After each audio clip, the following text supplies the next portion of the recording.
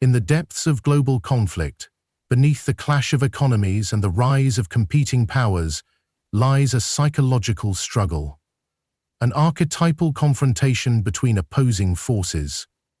What appears as a trade war is, in essence, a manifestation of deeper collective drives, ambition, fear, and the will to dominate. As nations contend, we are witnessing not merely politics or economics, but the unfolding of the human shadow on a global scale. To understand this battle, we must look inward, for the roots of power and rivalry lie not only in tariffs and treaties, but in the unconscious depths of the human psyche. The trade war between two powerful nations, often analyzed through economic metrics and policy shifts, is more profoundly a projection of national identity and the collective shadow. In the psychological framework established by Carl Jung, the shadow represents the repressed, denied, or unacknowledged aspects of the psyche, both in individuals and in societies. When a nation is confronted with another that challenges its economic dominance or ideological self-prestige, it may externalize its internal anxieties, projecting them onto the other as a hostile force. What we see on the surface, tariffs, sanctions, and strategic maneuvering, is but the outer symptom of a much deeper psychological dynamic at play. A nation, like an individual, constructs its identity through history, myths, values, and collective experiences. It sees itself in a particular light, often as benevolent, industrious, righteous, or destined for greatness. This self-peerage becomes sacrosanct, defended at all costs, and anything that threatens it is met with resistance. When another nation rises, especially one that operates under a vastly different cultural and political ethos, it does more than create economic competition. It challenges the very narrative one nation holds about itself. The result is not just a policy response, but a psychological backlash. This backlash is often unconscious, rather than recognizing its own vulnerabilities, economic dependencies, insecurities about global relevance, or ethical inconsistencies. A nation projects those perceived weaknesses onto the rival. The other becomes the aggressor, the manipulator, the one who threatens our way of life. In this projection, the opposing country embodies all the characteristics that the projecting nation cannot admit exist within itself: cunning, exploitation, deception, or even oppression. It becomes easier to demonize the other than to confront internal contradictions or shortcomings. Trade, in its ideal form, is a cooperative exchange of value. But when the ego of a nation becomes inflated, when it sees its dominance as natural or divinely ordained, any shift in the balance of power is interpreted not as evolution, but as existential threat. The trade war thus becomes a symbolic battlefield, a way to reclaim or preserve that identity. Policies are enacted not only for economic reasons, but to reassert a sense of control, pride, and moral superiority. These actions, though rationalized in strategic terms, often carry the emotional charge of deeper, unconscious forces. In Jungian terms, this is the dance of the shadow. One nation's drive to protect itself is mirrored by the other's equal need to assert its rising power. Each sees the other through a distorted lens, as an adversary blocking its destiny. This mutual projection leads to escalation, misunderstanding, and entrenchment. Neither side can clearly see the other, nor themselves. It is a classic psychological impasse, where both believe they are acting in self-defense, while actually perpetuating a cycle of provocation and retaliation.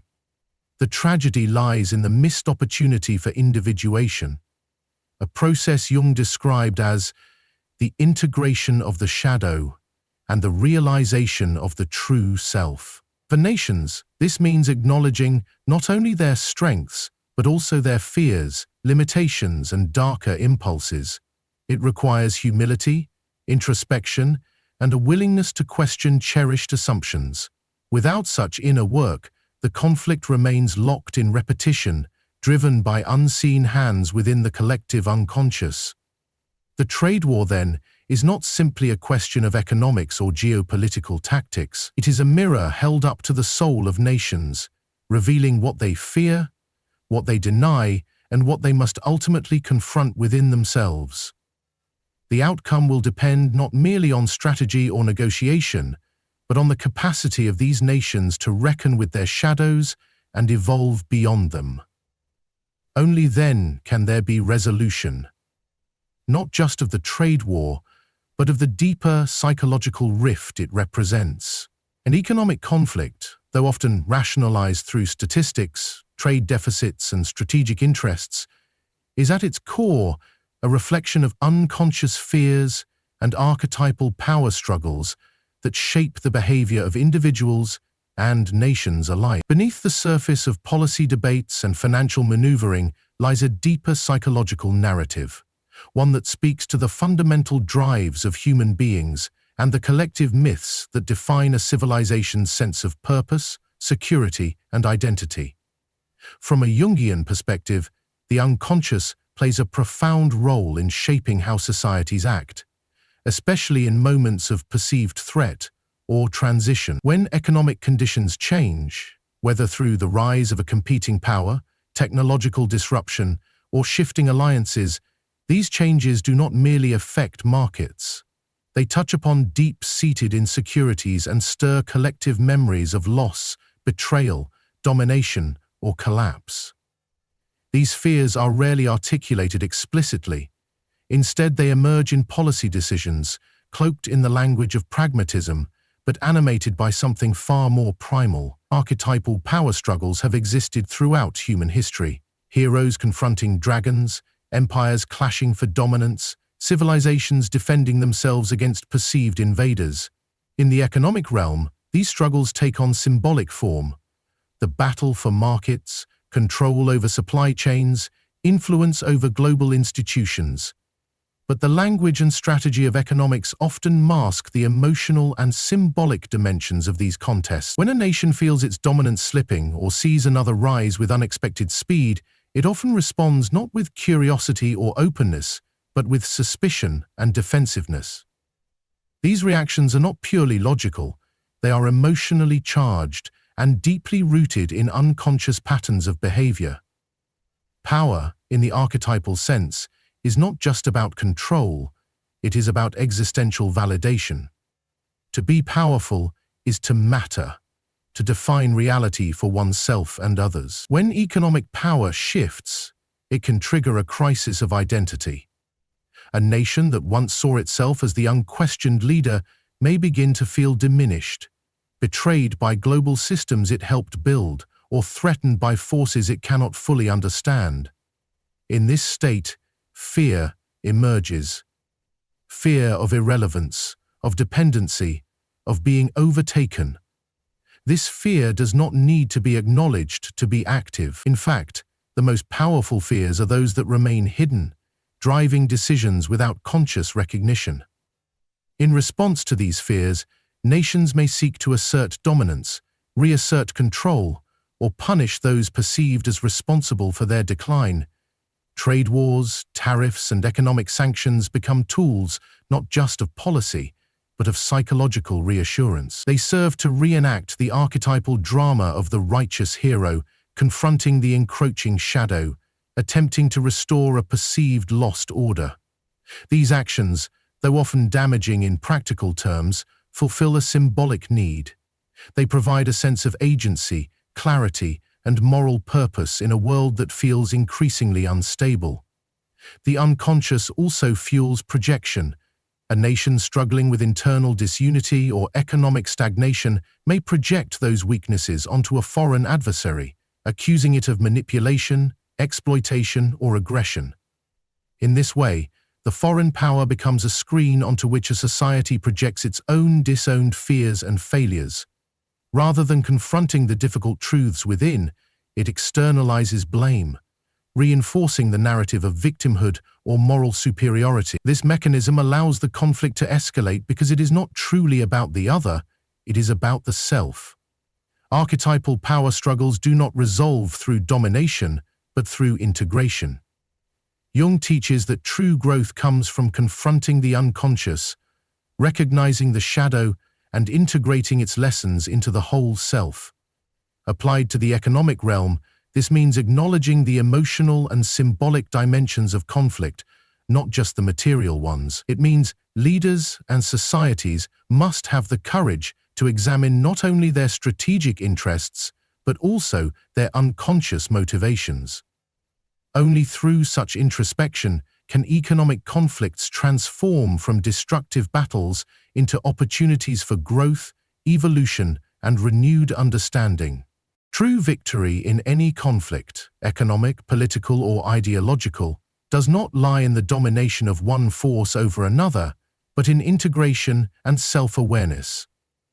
This principle, drawn from the depths of Jungian psychology, reveals that the path to genuine power and stability is not through the subjugation of an adversary, but through the conscious reconciliation of competing forces within and without. When applied to the realm of international relations and economic rivalry, such as a trade war, this insight offers a radically different framework for understanding what it means to win.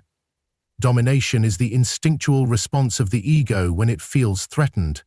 It seeks control, superiority, and often obliteration of what it perceives as the other. This impulse emerges not from confidence, but from fear. Fear of losing status, resources, or identity. In the collective psyche of a nation, the drive to dominate can take the form of aggressive policies, punitive tariffs, and nationalistic rhetoric. These are not merely tools of statecraft, but symptoms of a deeper insecurity. To dominate is to attempt to eliminate the threat without understanding it. It is a defensive gesture masquerading as strength. Self-awareness, in contrast, begins with the recognition that what we resist in others often mirrors what we repress in ourselves. The rising power of another nation, the shifting global order, the perceived erosion of economic influence, these are not merely external facts to be confronted, but invitations to look inward. What assumptions about ourselves are being challenged? What parts of our national or collective identity are we unwilling to question? What fears are we projecting onto the other? These questions do not weaken a nation. They strengthen it by inviting it into a deeper, more honest relationship with itself. Integration means holding the tension of opposites without collapsing into either side. In Jungian terms, it is the process of individuation, the journey toward wholeness through the conscious unification of opposing forces. For nations in economic conflict, integration involves acknowledging the legitimate interests, perspectives, and values of the other, while also affirming one's own. It requires dialogue over denunciation, understanding over simplification. The other is no longer a threat to be eliminated, but a mirror that reflects what we must come to terms with in ourselves. Victory through integration and self-awareness is more difficult than domination, precisely because it requires vulnerability. It demands that we step beyond the habitual narratives of good versus evil, strong versus weak, right versus wrong. It asks us to admit that we do not possess the whole truth, and that our adversary may hold a piece of it we lack. This form of victory does not result in conquest, but in transformation. It leads to resilience, not because we have silenced the other, but because we have expanded our understanding of ourselves and the world we live in. In practical terms, this might mean seeking cooperative economic solutions, mutually beneficial trade agreements, and institutions that respect the dignity and sovereignty of all parties involved. It might mean investing as much in education, cultural exchange, and internal reform as in defense and competition. But beneath these strategies lies a deeper psychological shift, a movement from fear to consciousness, from control to wisdom. When a nation, or an individual, embraces self-awareness and seeks integration over domination, it transcends the repetitive cycles of conflict that have defined so much of human history. It no longer needs to win at the other's expense, because it understands that real strength lies in wholeness. This kind of victory is not fleeting or superficial. It is enduring because it is rooted in truth.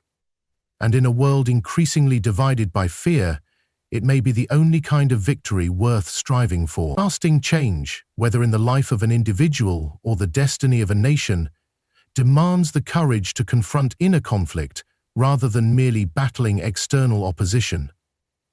External enemies are often easier to identify, name, and rally against.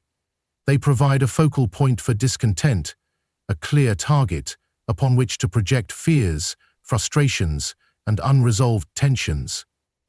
But this projection, however satisfying in the short term, allows the deeper issues to remain hidden and unaddressed, festering beneath the surface, only to emerge again in new forms, new conflicts, and new adversaries. In the psychological framework articulated by Carl Jung, conflict is not something to be eradicated, but understood and integrated. Within every person and every collective identity lie opposing forces, light and shadow, reason and instinct, pride and fear. These tensions are not signs of failure, they are the very materials of growth. However, when these inner tensions are disowned or ignored, they tend to manifest externally, often in exaggerated or destructive ways. Nations, like individuals, are prone to this dynamic. Instead of turning inward to face economic stagnation, cultural division, or identity crises, they may look outward for someone or something to blame: a rival nation, a foreign system, or a perceived external threat. This deflection keeps the cycle of conflict alive. It becomes a way of postponing the difficult work of self-examination. Trade wars, political antagonisms, and military standoffs can all serve as distractions from unresolved inner dilemmas. They offer the illusion of action and control, while the roots of the problem remain untouched. But change built on avoidance is not change at all. It is a temporary reshuffling of symptoms that leaves the disease intact. Lasting change requires a confrontation with the contradictions and complexities within one's own system, values, and psyche. To confront inner conflict means to ask hard questions without easy answers. It means acknowledging the ways in which a nation's values may conflict with its actions, how its economic practices may contribute to its vulnerabilities, or how its identity may be built on myths that no longer serve it. These are not admissions of weakness. They are acts of strength. There is immense power in the willingness to face discomfort, to dwell in uncertainty, and to reflect honestly on one's own role in the creation of current challenges. When this inner work is done, when a person or a society begins to reconcile its own divisions, it becomes less reactive and more creative. It no longer needs to define itself in opposition to an enemy. It can engage with the world from a place of centeredness and clarity. Its actions are not driven by fear or pride, but by a deeper alignment with its authentic values and aspirations. In the context of economic conflict, this means building resilience not by escalating competition, but by reforming internal structures, investing in education and innovation, and cultivating adaptive strategies rooted in self-acknowledgement. Confronting inner conflict does not negate the presence of real, external challenges, but it changes the way those challenges are met. Rather than responding with aggression or denial, a self-aware society can respond with insight and intention. It can distinguish between projection and reality, between reaction and response. This clarity allows for cooperation where there once was hostility, for reform where there once was blame, and for unity where there once was fragmentation. Lasting change is never imposed from without, it is cultivated from within. It emerges not from the defeat of an adversary, but from the integration of disowned parts of the self, be they cultural, economic, emotional, or ideological. Only through this inner work can external victories be made meaningful and sustainable. And only then can a nation or an individual move forward with integrity and purpose.